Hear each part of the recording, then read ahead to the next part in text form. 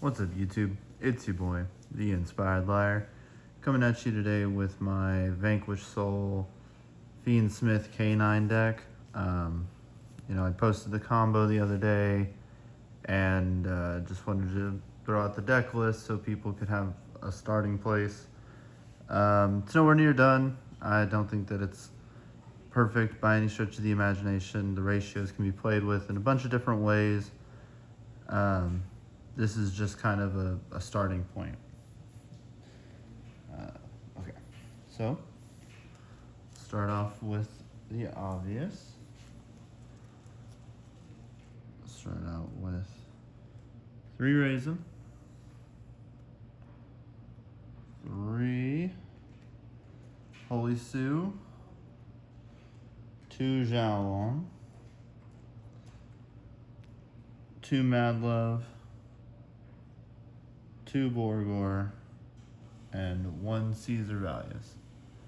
And that is it for the Vanquish Soul monster names.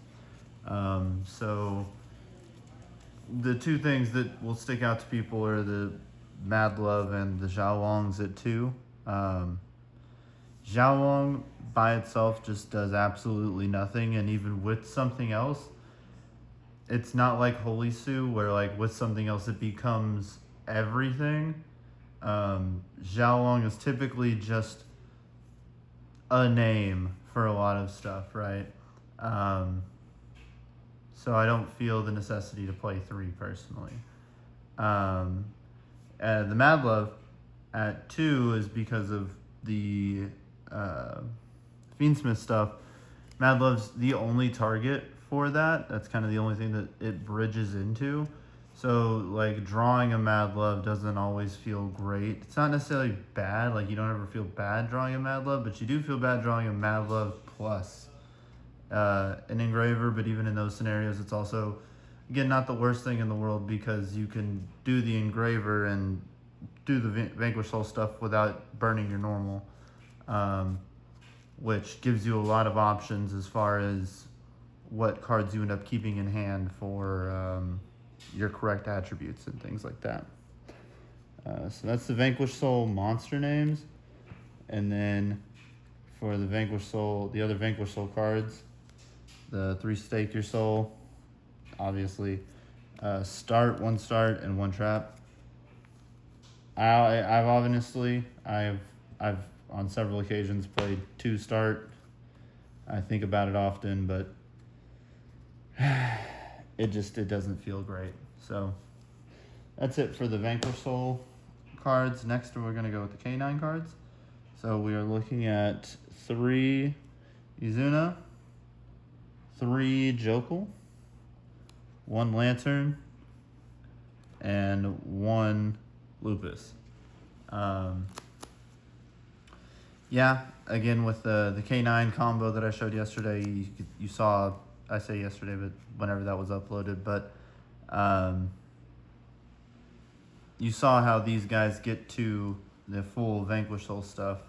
And then here, we'll go ahead, since we're here, we'll just go ahead and do a case and the quick play. I'm not going to sit here and go over this too hard just because the video from before kind of really highlights what these guys can do. The one thing I will say is I feel like some people kind of only saw it as a starter, which is like not really. I think the thing that makes it really strong is that it's a starter in hands that before wouldn't have been a starter, and also it helps you play through hand traps where like you go normal raise and they ash it.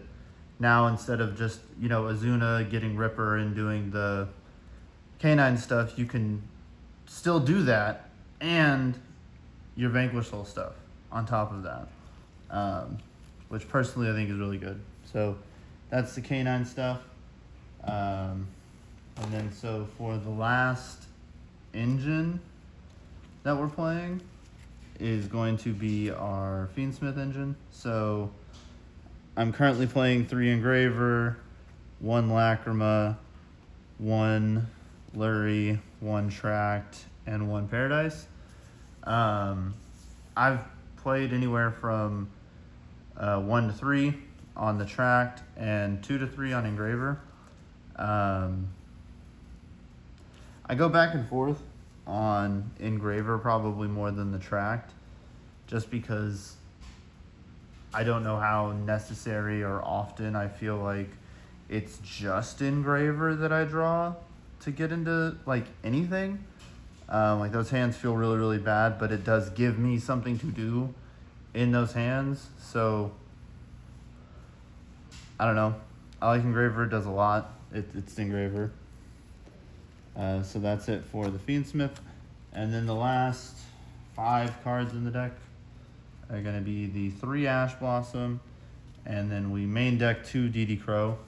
I think Crow's busted this format.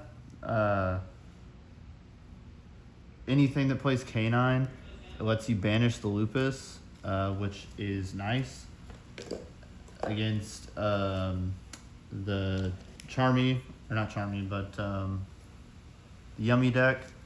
You've got banished targets. You know, I just think it's all around. It's a strong card. Pretty much the only card it's not like great against would be Malice, and okay, sucks. So it's 40 cards on the dot for the main deck, and now we'll go into the extra. This is probably the thing that I have the hardest time with and have gone back and forth on the most. But you know, we'll get into it.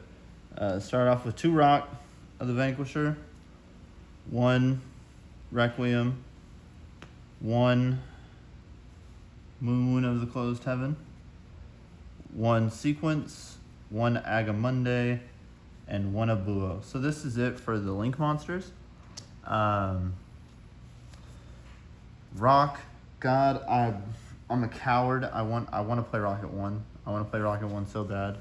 And I'll talk about why I want to play Rocket 1 here in a minute, but like once we get into the XYZs. But for now, all of the Fiendsmith stuff is necessary.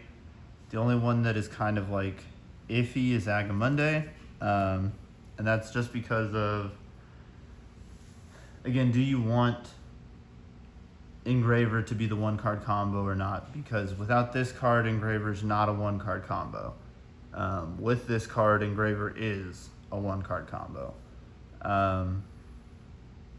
So, you know, that is where I guess the argument lies. But everything else here I feel like is kind of necessary. Again, I want to play less than 1 Rock, but less than 1 Rock. I want to play 1 Rock, less than 2, but I'm a coward, and that feels painful. That feels really, really painful. I feel like I would lose games that would otherwise be literally unlosable.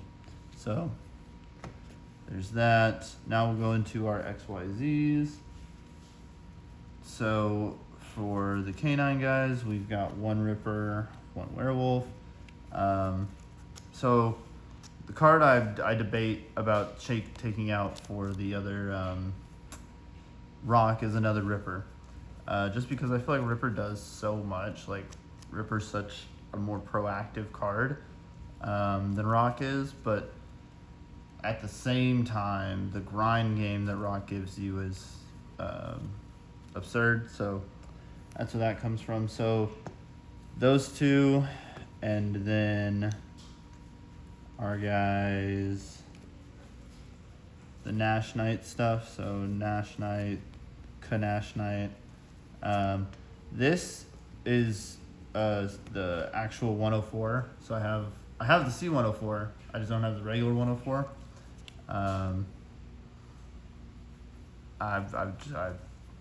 I'm lazy and I always get to borrow it, so I don't care. But yeah, that's the XYZ. So I mean, I picked this over, like, I mean, Nash Knight's crazy, but realistically, you could play more rank 5s or have a wider variety of rank 5s, especially in a deck like this where, like, your extra deck's already being pretty much eaten up by the Fiendsmith package. So it's really it can be really important for the rest of your extra deck to have a lot of diversity, if necessary. But the basically the OTKs that you get with this card, I think, are 2 free, and then Nash Knight, again, as an interruption and a defensive play, is really strong, I think. So that's why I went with those as opposed to running like 4 different rank 5s. And then the last 2 cards are the 2 fusions, Desiree and Area Leader. Area Leader is obviously integral to the combo, and Desiree is Desiree. So yeah, that's it for my deck profile. Tell me how bad it is in the comments, and y'all have a good day.